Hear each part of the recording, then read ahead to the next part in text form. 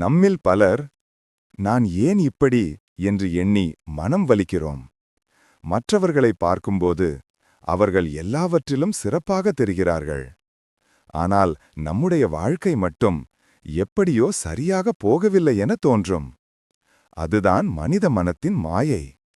முழுமையாக இருப்பது வெற்றி அல்ல, அர்த்தமாய் இருப்பதுதான் வாழ்க்கை. ஒரு பழைய கதை சொல்கிறது.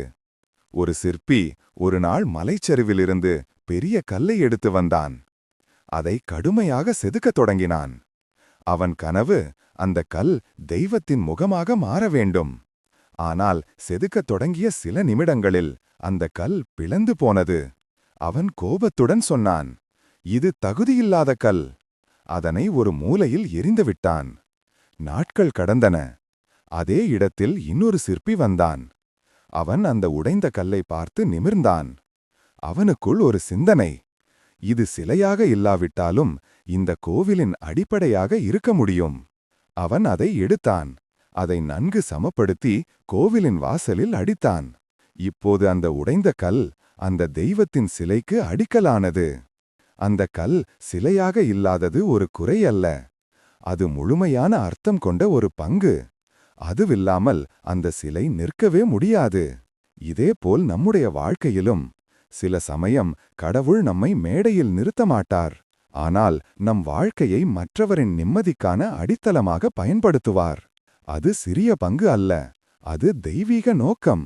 நாம் தோல்வியை பார்த்து மனமுடைக்கிறோம். ஆனால் கடவுளுக்கு பார்த்தால் அந்த தோல்வி ஒரு வடிவம் பெறும் தொடக்கம். அவன் நம்மை உடைத்து போடவில்லை, அவன் நம்மை வடிவமைக்கிறான். ஒரு உடைந்த மண்பானை கூட தண்ணீர் துளிகளால் வழியில் மலர்களை வளர்க்கிறது.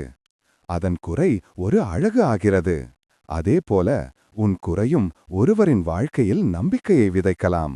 அதனால்தான் கடவுள் ஒருபோதும் முழுமையாக இரு என்று சொல்லவில்லை. அவன் சொல்வது, நீ நியாயமாயிரு, நான் உன்னுள் முழுமையை உருவாக்குவேன். வாழ்க்கை ஒரு சிலை அல்ல, அது ஒரு பயணம். அதில் உடைதல்கள் இருக்கும், தவறுகள் இருக்கும். ஆனால் ஒவ்வொன்றும் உன் உள்ளத்தை கற்கும் பாடமாக மாறும். நீ இன்று உன் வாழ்க்கையை குறையாக பார்க்கிறாயா? அப்படியானால் நினை, உன்னையும் உன் குறைகளையும் கடவுள் உருவாக்கியவர். அவனுடைய படைப்பில் தவறு இருக்க முடியாது. யாரும் முழுமையில்லை, ஆனால் ஒவ்வொருவரும் ஒரு காரணத்திற்காக உருவாக்கப்பட்டவர்கள். அந்த காரணம் சில நேரங்களில் மறைந்திருக்கலாம். ஆனால் ஒரு நாள் அந்த குறைதான் உன் வலிமையாக மாறும்.